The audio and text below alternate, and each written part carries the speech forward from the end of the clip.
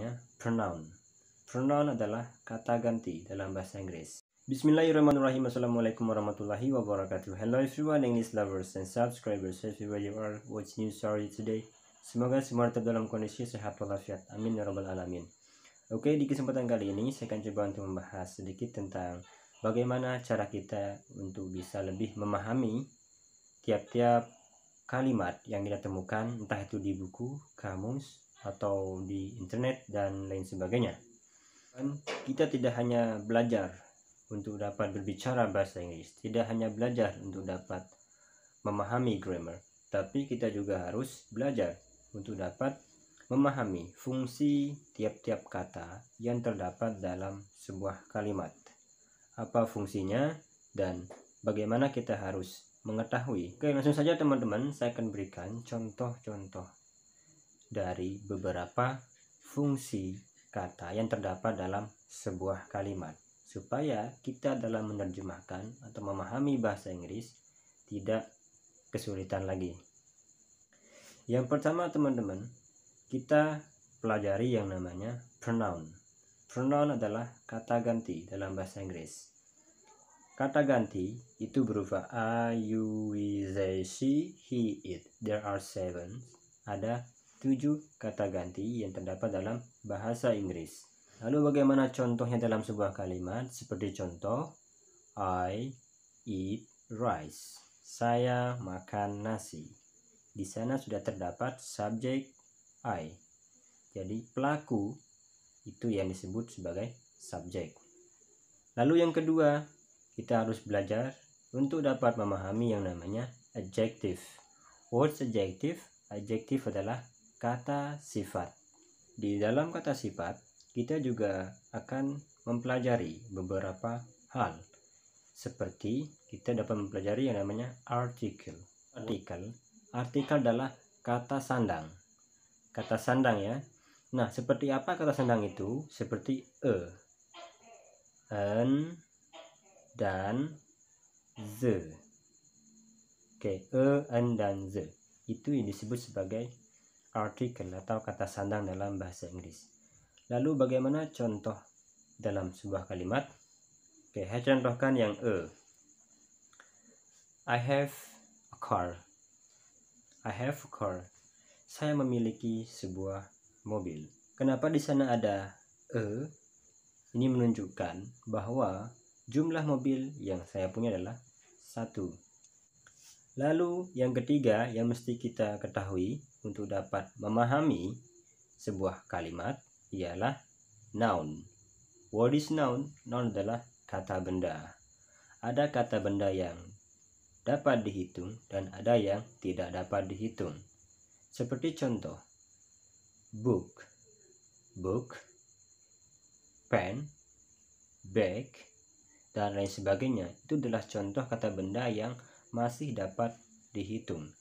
Lalu contoh benda yang tidak dapat dihitung itu seperti apa? Seperti pasir, sand, seperti water, air, dan lain sebagainya. Lalu yang keempat yaitu conjunction. Conjunction adalah kata hubung. Nah, sudah sering saya bahas tentang conjunction atau kata hubung. Nah, teman-teman kalau mau membuat kalimat harus punya yang namanya kata hubung. Fungsinya tentu untuk menghubungkan kata satu dengan yang lainnya, sehingga nanti dapat membentuk suatu kalimat. Jadi conjunction juga perlu kita ketahui untuk dapat mengetahui apa maksud dari to, apa maksud dari so or for dalam sebuah kalimat. Yang kelima sekarang teman-teman yaitu adverb. What is adverb? Adverb adalah kata keterangan. Adverb juga terbagi menjadi beberapa bagian. Ada adverb of place dan ada juga yang namanya adverb of time. Adverb of place ialah menerangkan tentang sebuah tempat. Seperti contoh, I'm studying English in school right now. I'm studying English in school right now. Di sana yang menjadi penjelas tempat orang itu belajar adalah school. Itu yang dimaksud dengan adverb of place. Sekarang adverb of time. Bagaimana contohnya dalam sebuah kalimat? Oke, saya akan contohkan. Contoh dari adverb of time. Misalkan di sini saya buat kalimat I will go to Mataram tomorrow morning. I will go to Mataram tomorrow morning. Saya akan pergi ke Mataram besok pagi. Oke, dalam kalimat itu ada tomorrow morning. Nah, tomorrow morning itulah yang menjadi adverb of time, penjelas waktu. Jadi, kapan saya akan pergi ke Mataram? Saya akan pergi ke Mataram besok pagi. Yang keenam, teman-teman, ada verb. What is verb? Verb sudah tidak asing lagi kita dengar. Verb merupakan kata kerja. Bagaimana contoh verb dalam bahasa Inggris? Seperti eat, drink, go, sleep, study, teach, dan masih banyak contoh verb lainnya. Sekarang contoh dalam sebuah kalimat seperti Annie eats an apple. Annie eats an apple. Annie memakan sebuah apel. Nah, itu contoh dari penggunaan verb. Di sana setelah Annie ada eats. Nah, itulah yang disebut sebagai verb dalam sebuah kalimat. Oke, yang berikutnya teman-teman ialah interjection. Interjection adalah kata seru. Kata seru ini digunakan pada waktu tertentu. Oke, bagaimana contoh interjection kata seru? Seperti contoh